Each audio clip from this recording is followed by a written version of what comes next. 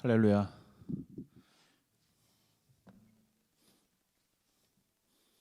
반갑습니다. 7월 12일 주일 예배를 주님의 이름으로 시작하겠습니다. 우리 다 같이 하나님을 찬양하며 예배하며 나가겠습니다. 주 예수 사랑 기쁨 내 마음속에.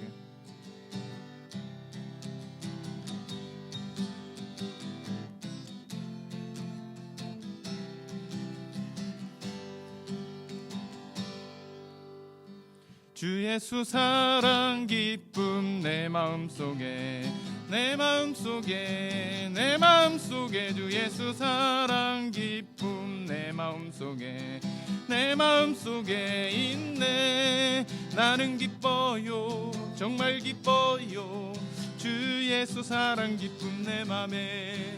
나는 기뻐요 정말 기뻐요 주 예수 사랑 기쁨 내 맘에. 이제는 정죄 없네 예수 안에서 예수 안에서 예수 안에서. 이제는 정죄 없네 예수 안에서 예수 안에서 없네. 나는 기뻐요 정말 기뻐요 주 예수 사랑 기쁨 내 맘에. 나는 기뻐요 정말 기뻐요 주 예수 사랑 기쁨 내 맘에. 이제는 해방됐네 예수 안에서 예수 안에서 예수 안에서. 이제는 해방됐네 예수 안에서 예수 안에서 해방. 나는 기뻐요 정말 기뻐요 주 예수 사랑 기쁨 내 맘에.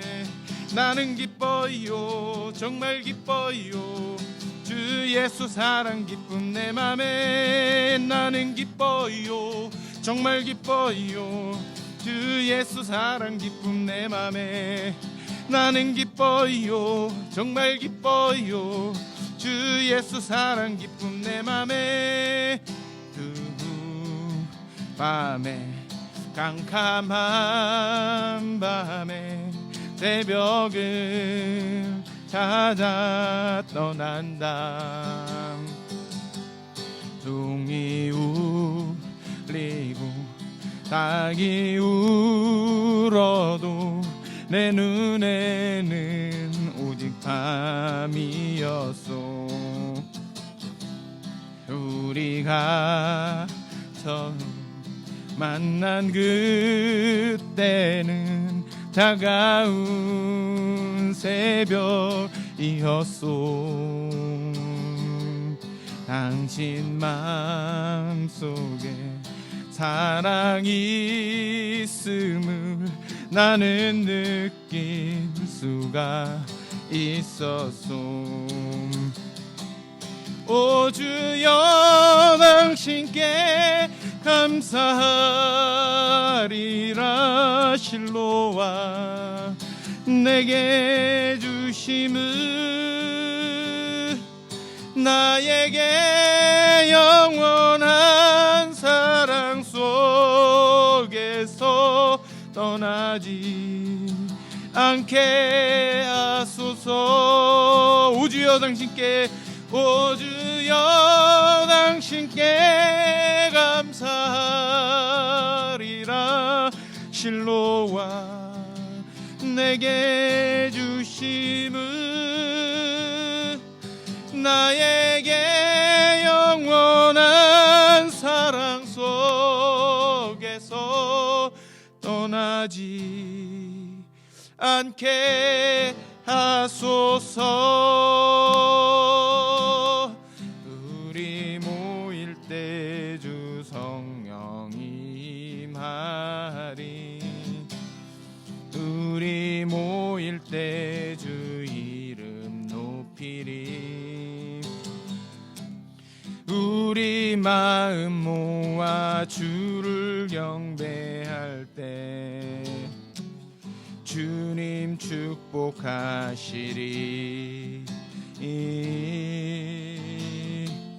주님 축복하시리.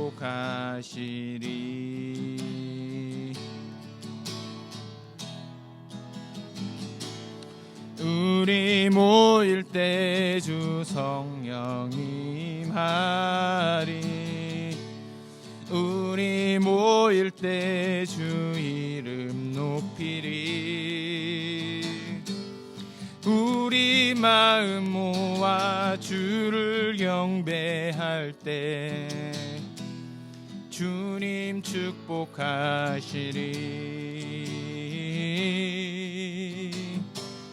주님 축복하시리.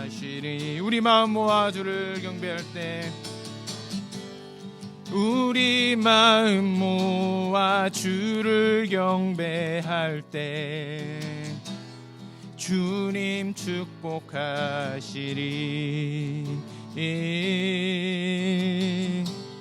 주님 축복하시리.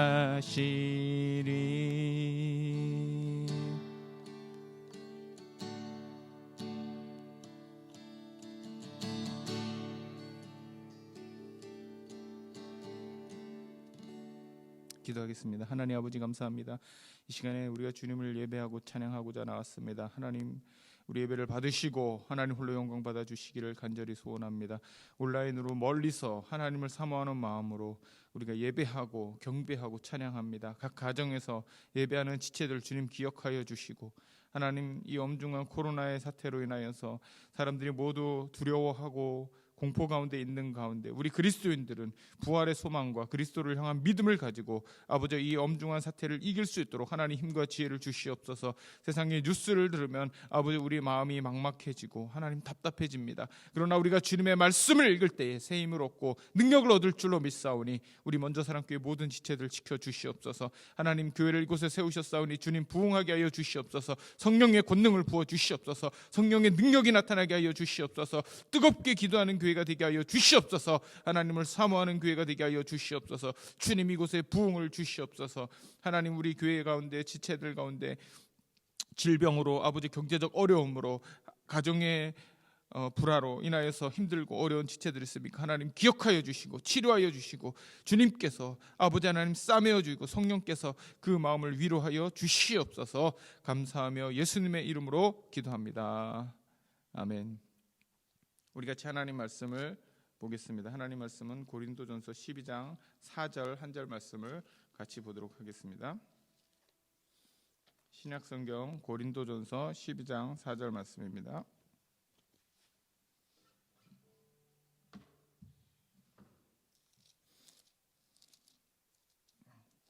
다 같이 하나님 말씀을 경외하는 마음을 가지고 일어서셔서 봉독하겠습니다. 은사는 여러 가지나 성령은 같고.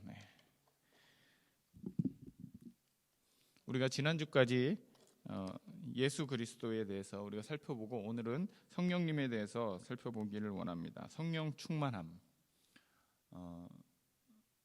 우리가 지난주에도 성령님에 대해서 했죠. 그렇죠? 성령님의 개인을 향하신 사역. 성령이 임하시지 않으면 우리가 회개할 수 없고, 성령이 임하시지 않으면 우리가 구원의 확신을 가질 수가 없습니다. 성령께서 하시지 아니하시면 우리가 예수님을 주라고 부를 수도 없다고 성경은 그렇게 표현하고 있습니다.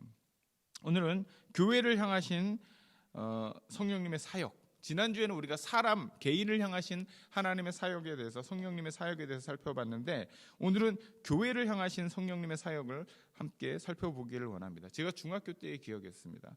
중학교 때 제가 처음으로 이제 예수님을 믿고 뜨거운 마음을 가지고 기도를 하던 그런 때였는데, 우리 학생들이 그 당시에 굉장히 뜨거웠습니다. 교회 학생들이 한 15명 정도 되는 학생들이었는데, 예배가 마치면 전부 다 지하로 내려와서 어른들은 이렇게 식사 준비를 하느라고 분주한 가운데 그 옆에서 우리 아이들은 막 주여 주여 외치면서 땅을 치면서 막 울면서 회개하면서 그렇게 기도했던 기억이 있습니다. 뭐가 그렇게 서러웠는지 아이들이 막 눈물을 흘리면서 기도하고, 어떤 친구는 막 다다다다다 방언으로 막 기도하기도 하고 막 그랬어요.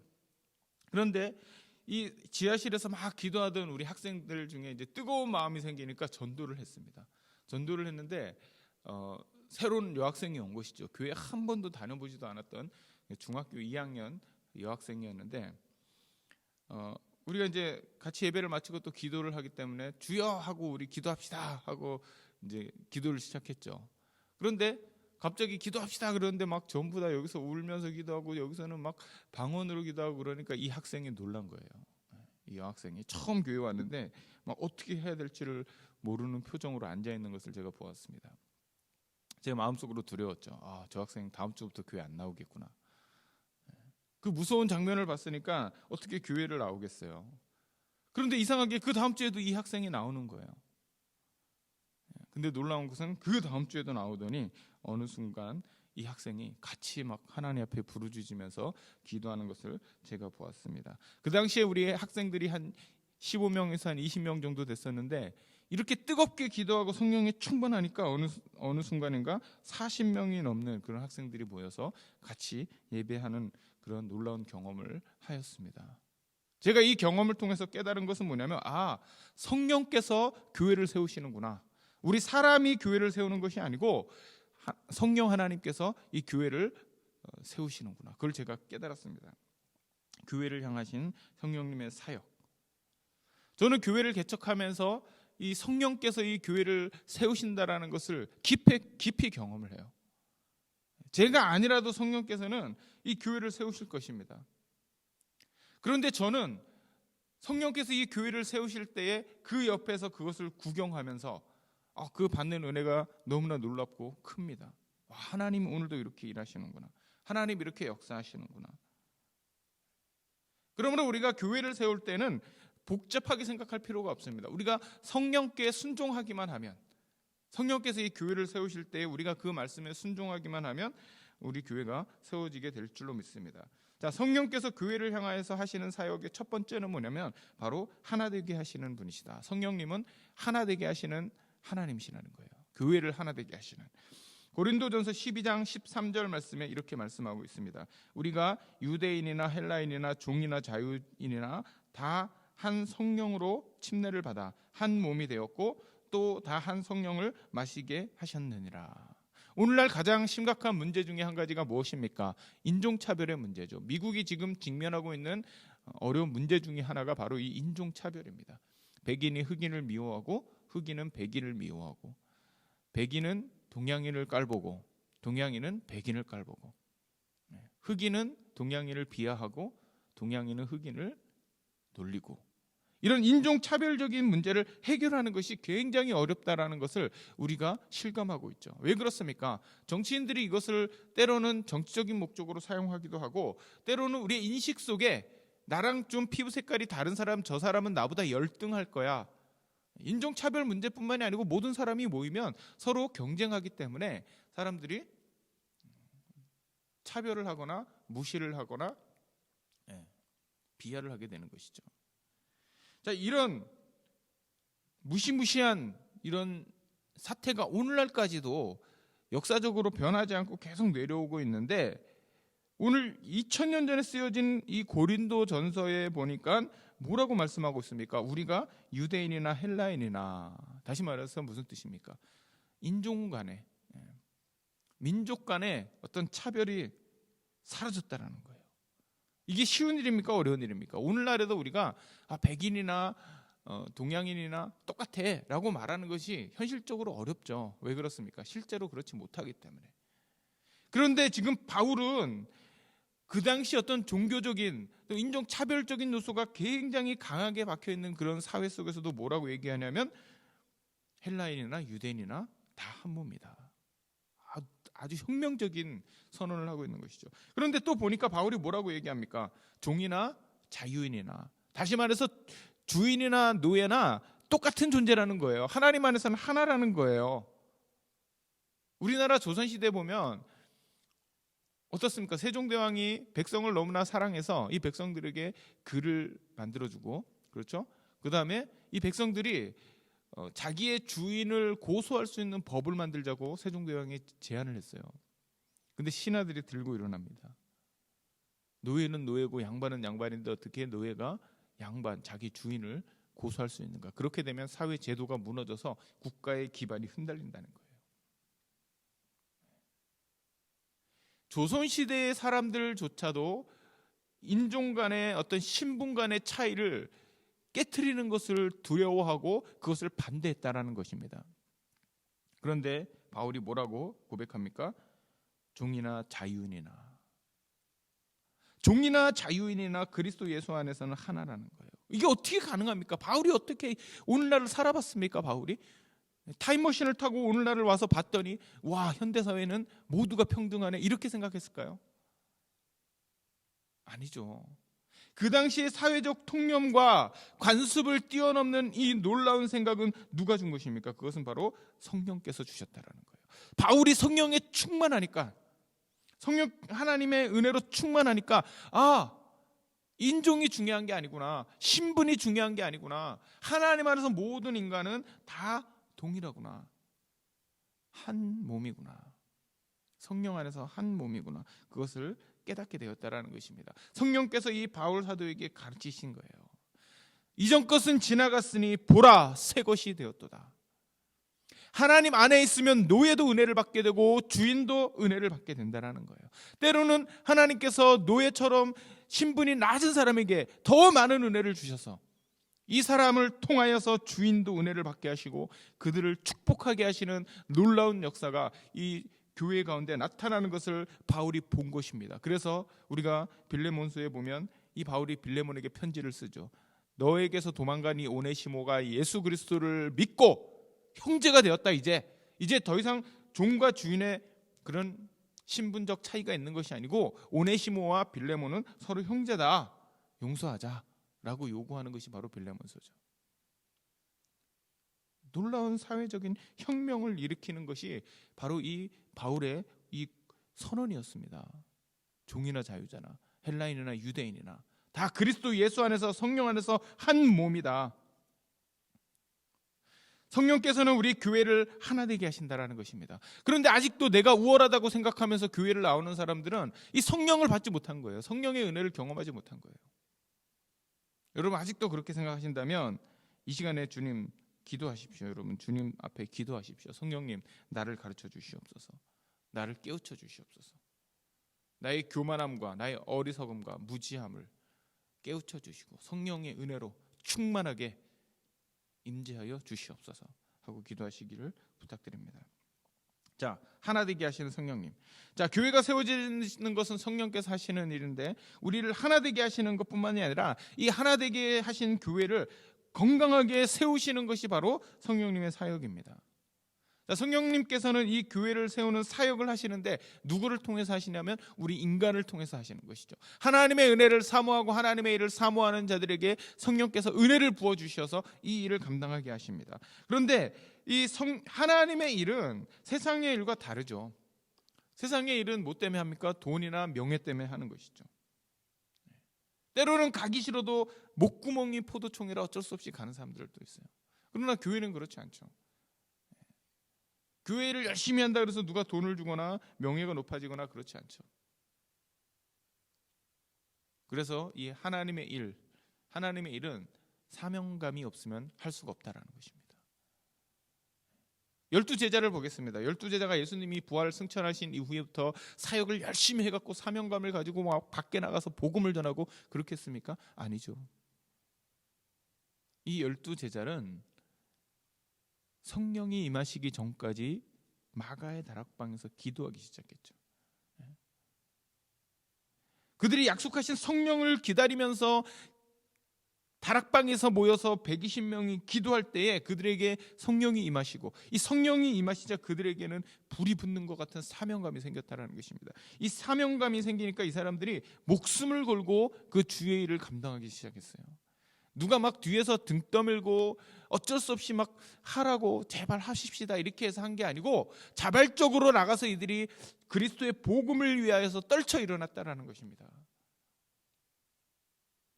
사도 바울이 마찬가지로 성령에 충만해서 이렇게 고백하죠. 사도행전 20장 24절에서 내가 달려갈 길과 주 예수께 받은 사명 곧 하나님의 은혜의 복음을 증언하는 일을 마치려 하면은 나의 생명조차 조금도 귀한 것으로 여기지 아니하노라. 유명한 말씀이죠. 바울이 처음부터 이런 사명을 가진 사람이었습니까? 아닙니다. 바울은 야망을 가진 사람이었어요. 자기의 꿈이 있었던 사람이었어요. 그가 다메섹에서 예수 그리스도를 만나기 전까지는 자신의 욕심과 자신의 일생의 어떤 명예를 위하여서 그가 달려가던 사람이었습니다. 그런데 예수 그리스도를 만나고 나니까 그에게 변화가 생겼죠. 어떤 변화가 생겼습니까? 빌립보서 3장 7절에서 8절에 이렇게 고백하고 있죠. 그러나 무엇이든지 내게 유익하던 것을 내가 그리스도를 위하여 다 해로 여길 뿐더러 또한 모든 것을 해로 여김은 내 주 그리스도 예수를 아는 지식이 가장 고상하기 때문이라. 내가 그를 위하여 모든 것을 잃어버리고 배설물로 여김은 그리스도를 얻고 그 안에서 발견되려 함이니. 이 바울이 예수님을 믿기 전에는 자기가 소중하게 생각했던 그 많은 것들, 예수님을 믿고 보니까 그것이 배설물같이 여겨졌다라는 거예요. 자기의 욕심을 채워줄 수 있고 자기의 명예를 세워줄 수 있는 그 모든 것을 바울이 어떻게 얘기했냐면 배설물과 같다. 여러분, 배설물이 뭡니까? 우리가 화장실에서 볼일을 본 이후에 그걸 어떻게 합니까? 고이 간직합니까? 그렇지 않죠. 다 물을 내려서 멀리, 우리 집에서 멀리 사라지게 하죠. 보기가 싫은 거예요. 가치가 없어진 것입니다. 사명에 붙들린 이 바울에게는 자신의 이전의 욕심과 자신의 이전의 어떤 중요하게 생각했던 것들이 이제 아무 가치가 없는 해로, 자기에게 해를 주는 그런 것으로 여겨졌다라는 사실입니다. 어떻게 이것이 가능합니까? 성령께서 이 바울에게 사명감을 주셨기 때문에, 은혜를 주셨기 때문에.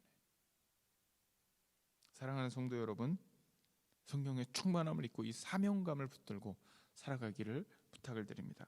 자, 이 사명을 가진 자들이 그냥 주님의 일을 그냥 열정만 갖고 할 수 있느냐? 그렇지 않습니다. 그렇기 때문에 성령께서는 우리에게 무엇을 주십니까?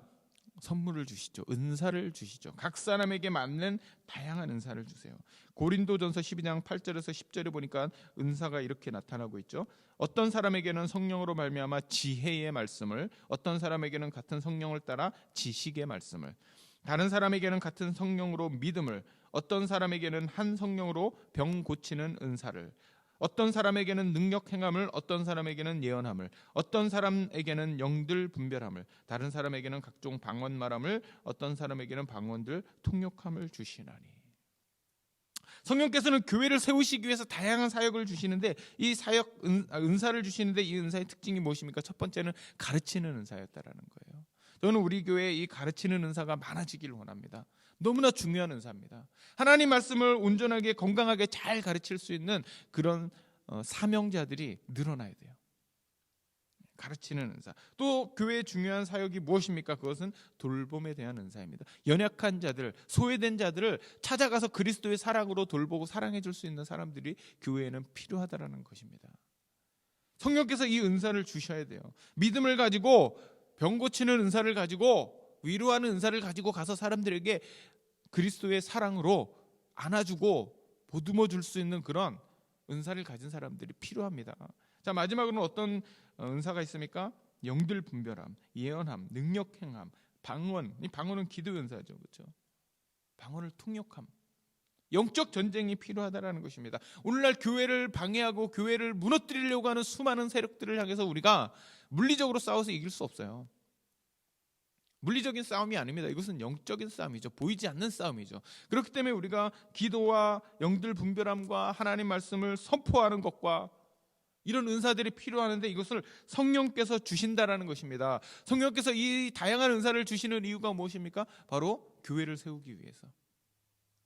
그런데 많은 사람들이, 특별히 기도를 많이 해서 은사를 받은 사람들이 어떻게 생각하냐면, 이 성령의 은사를 받고 나면 사람들이 자기가 잘나고 자기가 영적으로 깊어져서 뛰어난 사람이라고 착각해서 교회를 무너뜨리는 행위를 해요. 교회를 세우라고 주신 그 은사를 가지고 교회를 무너뜨리는 행위를 합니다. 영적으로 교만해져서. 가만히 보니까 기도를 자기는 많이 하는데 목사님은 기도를 많이 안 하는 것 같아요. 그러니까 저 목사는 신령하지 못해. 그러면서 목사를 무시하고 함부로 대해서 목회적 권위를 무너뜨려 버리죠. 그러면 교회의 질서가 무너지기 때문에 교회가 무너지게 되는 것입니다. 나는 기도를 많이 하는데 저 옆에 있는 사람을 보니까 기도를 안 해. 그러면 그 옆에 있는 사람을 무시하게 되는 것이죠. 성령은 하나 되게 하시고 연합하게 하시는 분이신데 자기의 은사가 많다고 해서 다른 사람을 무시하고 권위를 무너뜨리고 질서를 망가뜨리는 그런 행위를 많이 하는 것을 저는 경험적으로 보았습니다. 여러분, 성령의 은사는 교회 안에서 질서를 유지하는 상태에서 사용되어져야 합니다. 융합하기 위해서 주시는 사역이죠. 그렇기 때문에 한 사람에게 모든 은사를 주신 것이 아니고 여러 사람에게 다양한 은사를 주시는 것이죠. 그것을 서로 융합해서 하나님의 교회를 세우기 위해서 하나님께서 그것을 주신다라는 것입니다. 그렇기 때문에 우리가 성령의 은사를 바라볼 때는 성령의 임재의 현상에 주목하면 안 되고 열매에 주목해야 되는 것입니다. 현상에 주목하게 되면 사람들이 그 현상을 일으키는 사람들을 추종하고 따라가면서 많은 문제를 일으킵니다. 그러나 열매에 우리가 주목하기 시작하면, 현상을 무시하는 것은 아닙니다. 현상도 반드시 일어나야 되지만 그 현상을 일으키는 사람들에게 성령의 열매가 나타나는가? 왜 그렇습니까? 귀신도 우리에게 방언을 줄 수 있어요. 귀신도 때로는 병을 고칩니다. 귀신도 때로는 기적을 행해요. 기적을 행하기 때문에 사람들이 그것을 보고 신비해합니다. 근데 그것이 전부 다 성령의 역사인가? 아니라는 것입니다. 우리가 그것을 어떻게 구분할 수 있습니까? 이것이 성령의 역사인지 아닌지 어떻게 구분할 수 있습니까? 그것은 성령의 역사가 나타나는 그 사람에게 또는 그 현장에 이 성령의 열매가 같이 나타난다는 것을 보면 알 수 있는 것이죠. 자, 갈라디아서 5장 22절에서 23절에 성령의 열매에 대해서 이렇게 설명하고 있습니다. 오직 성령의 열매는 사랑과 희락과 화평과 오래 참음과 자비와 양선과 충성과 온유와 절제니 이 같은 것을 금지할 법이 없느니라. 성령의 현상도 중요하지만 방언도 해야 되고 예언도 해야 되고 통역도 해야 됩니다. 가르치는 은사도 중요합니다. 그러나 이 모든 은사들을 통하여서 우리에게 나타나야 되는 중요한 열매가 있는데 그것이 무엇입니까? 사랑과 희락과 화평과 오래 참음과 자비와 양선과 충성과 온유와 절제. 예수님을 잘 믿는다고 하면서 그 사람 속에 기쁨이 없다면, 예수님을 잘 섬긴다고 하면서 그 사람 속에 평안이 없다면, 오래 참음이 없다면, 충성이 없다면, 절제가 없다면 열매를 맺지 못하는 그런 신앙의 삶을 사는 것이죠. 여러분 잘 기억하시기를 부탁드립니다. 아무리 하나님의 말씀을 잘 전달하는 그런 목사라 할지라도 하나님이 그 말씀 자체, 메시지 자체의 능력을 행하셔서 그 메시지를 사용하실지는 몰라도 성령의 열매를 맺지 못하는 이 목사에게는 아무런 유익이 없다는 것을 우리가 기억해야 될 줄로 믿습니다. 성령의 은사는 조금 부족해도, 어떤 기적적인 현상이 나타나지 않아도 늘 그리스도의 기쁨과 사랑과 평화, 오래 참음, 인내하며 타인에 대해서 긍휼한 마음을 가지고 있는 그 충성하는 그리스도인들에게는 그 삶 자체가 이미 거룩한 영향력이 되어서 그 사람을 보는 사람들에게 예수 그리스도의 향기와 은혜를 나눠줄 수 있는 그런 귀한 사역을 감당할 수 있게 된다는 것입니다. 여러분, 성령의 열매를 맺을 수 있는 그런 우리 먼저 사랑 교회가 되어야 될 줄로 믿습니다. 기적이 나타나고 사람이 많아지고 여기 오니까 병이 치료되고 막 그런 역사가 나타나는 것도 중요하지만 그것을 뛰어넘어서 우리 교회의 사랑과 화평과 은혜와 그리스도의 기쁨과 오래 참음, 인내, 절제, 충성, 온유 이런 것들이 우리 교회에 차고 넘쳤으면 좋겠어요.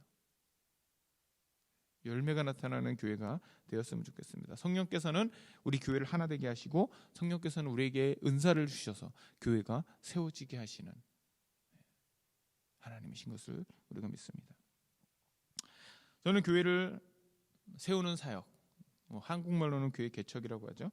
이 7년 전에 시작하였습니다. 처음 시작할 때는 두려움에 휩싸여 있었어요. 내가 과연 할 수 있을까? 내가 잘할 수 있을까? 자, 처음 오하이오에서 개척하고 여기로 이 시애틀로 다시 올 때에도 마음속에 두려웠습니다. 오하이오에서는 하나님 역사하셨는데 과연 이곳에서도 하나님이 일하실 것인가? 나를 사용하실 것인가? 두려웠습니다. 그런데 그것은 저의 근심과 걱정일 뿐이었습니다. 성령께서는 여전히 일하시고 성령께서는 이곳에 교회를 세우시기로 작정하셨다는 것을 제가 알게 되었습니다. 결론적으로 말하면 제가 하는 것이 아니죠. 하나님께서 하시는 것이죠. 저는 그 옆에 서 있는 것입니다. 제가 세우는 것이 아니고 성령께서 이 교회를 세우시는 것인 줄로 믿습니다. 여러분, 성령께서 교회를 세우실 때에 그 성령의 일하심을 볼 수 있는 저와 여러분 되었으면 좋겠습니다. 성령님을 기대하십시오. 불과 1년 전만 해도 이곳에 예배 처소가 없었어요. 한인들이 모여서 예배하는 사람들이 없었습니다. 그러나 지금 보십시오. 이곳에 한인들이 모여서 예배하고 있습니다. 어떻게 가능합니까? 성령의 은혜입니다. 성령의 일하심입니다. 빌립보 교회가 어떻게 세워졌는지를 우리가 살펴보기를 원합니다. 바울이 선교하기 위해서 선교 여행을 떠났는데 원래 아시아 지역으로 가려고 했어요. 지금의 소아시아 지역인데, 근데 자꾸 성령께서 그 길을 막으시는 거예요. 바울이 기도하는 가운데 환상을 봅니다. 어떤 환상을 봅니까? 마게도냐 사람이 와서 손을 흔들면서 우리를 도우라. 바울이 성령의 음성인 것을 확신하고 소아시아로 가려고 했던 이 바울이 마게도냐 지방으로 갑니다. 그곳에서 누구를 만납니까? 빌립보라는 지역에서 자주장사 루디아를 만납니다. 이 루디아가 기도 처소를 제공해 줬어요. 그래서 이 루디아의 집에서 머물면서 기도하면서 교회를 세우기를 하나님 앞에 간구했습니다. 그렇게 왔다 갔다 하는데 그 왔다 갔다 하는 길에 누가 있었냐면 귀신 들린 여종이 자기 주인들을 위해서 점을 봐주면서 돈을 버는 것입니다.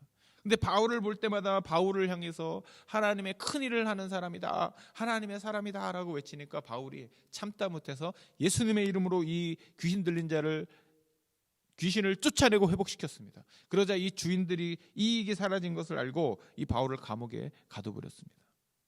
이 감옥에 가둬서 하나님을 원망할 만도 한데 바울이 그렇게 하지 않고 바울과 실라가 그곳에서 하나님을 찬양했죠. 하나님을 막 찬양했어요. 여러분, 어려운 일이 닥쳤을 때에 근심하고 걱정하지 마십시오. 하나님을 찬양하고 선포해 보세요. 놀라운 역사가 일어날 것을 믿습니다. 막 그렇게 찬양하니까 감옥문이 착착착착 열리면서 착고가 풀리고 도망갈 수 있게 되었습니다. 근데 바울이 거기서 도망가지 않죠. 바울과 실라가 그곳에 남아 있었습니다. 그 감옥을 지키던 간수가 이 땅이 흔들리고 요란한 소리가 나는 것에 놀라서 잠이 깨버리죠. 그리고 보니까 감옥문이 다 열려 있는 거예요. 아, 이제 내 인생은 끝났다. 제수가 다 도망갔으니 나는 이제 살아서 무엇하나. 그리고 자신의 칼을 빼서 자결을 하려고 했습니다. 그때 바울이 뭐라고 얘기합니까? 멈추시오. 우리가 여기 있어. 간수가 그 자리에서 예수 그리스도를 만나기 위해서 고백하죠. 내가 어떻게 해야 구원을 받겠습니까? 그때 바울이 주 예수를 믿으십시오. 그러면 당신과 당신의 가정이 구원을 받을 것입니다. 그렇게 해서 이 빌립보 교회가 시작된 거예요. 여러분, 얼마나 놀랍습니까? 감옥에서 밤낮 교대로 이교대로 근무하던 이 간수에게 바울이 과연 그를 찾아가서 복음을 전할 수 있었겠습니까? 불가능하죠. 성령께서 이 바울을, 간수를 만나게 하기 위해서 바울을 감옥에 집어넣으신 거예요. 현상 자체로 보면은 감옥에 가서 불쌍한 그런 상태였지만, 불행한 것이었지만, 하나님께서는 그 모든 것을 합력해서 선을 이루시기 때문에 결국은 바울이 감옥에 갔기 때문에 이 간수를 만날 수 있었다라는 것입니다. 여러분, 이것이 기적 아닙니까? 하나님께서는 그렇게 교회를 세우시는 거예요. 우리 교회가 그렇게 쓰임받기를 원합니다. 이 도시에, 이 커빙턴에, 메이플밸리에, 켄트에 주님을 만나야 되는 사람이 너무나 많이 있습니다. 성령께서 우리를 인도하시는 곳으로 우리가 순종해서 복음을 전하고자 하는 열정을 갖고 나갈 때에 성령께서 우리를 통하여서 이곳에 구원받는 자가 날마다 늘어나게 되는 놀라운 역사를 보여주실 것을 믿습니다. 성령님께 순종하십시오. 성령님의 음성에 귀를 기울이십시오. 기도하겠습니다. 하나님, 감사합니다. 성령 하나님, 우리 교회와 역사하여 주시옵소서. 이곳에 교회를 세우셨사오니 주여, 믿음이 필요한 자들을 만나게 하여 주시옵소서. 복음이 필요한 자들을 만나게 하여 주시옵소서. 우리가 그 일에 쓰임받게 하여 주시옵소서. 주님이 일하십니다. 주님 일하시고 역사하실 때 우리가 그 성령의 사역에 소외되지 않도록 하나님 인도하여 주시기를 간절히 소원합니다. 감사하며 예수님의 이름으로 기도합니다. 아멘. 함께 찬양합시다. 은혜로다 주의 은혜, 너무나 좋은 찬양입니다.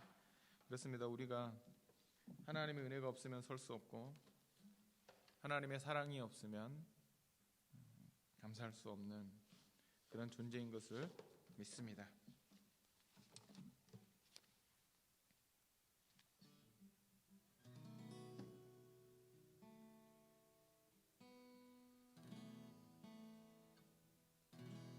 은혜로다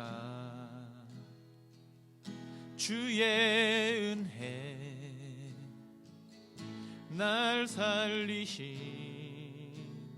주님의 그 은혜라 은혜로다 주의 은혜 날 살리신 주님의 그 은혜 내 맘에 영원히 나를 붙들고 가네 그 은혜 평생에 영원히 나를 일으키시네 큰 죄에서 날 구했네 한량 없는 주님의 그 은혜라 아들 피로 날 살렸네 측량 못할 주님의 은혜 아멘 그 은혜 내 맘에 영원히 나를 붙들고 가네 그 은혜 평생에 영원히 나를 일으키시네 그 은혜 내 맘에 영원히 나를 붙들고 가네 그 은혜 평생에 영원히 나를 일으키시네 이제는 우리 주 예수 그리스도의 놀라우신 은혜와 아버지 하나님의 극진하신 사랑과 성령님의 내주 교통하심이 이 시간에 성령의 음성에 순종하여 교회를 세우기를 원하는 우리 먼저 사랑교회 모든 지체들 가운데 이제부터 영원토록 함께 하옵시기를 간절히 축복하며 기도합니다.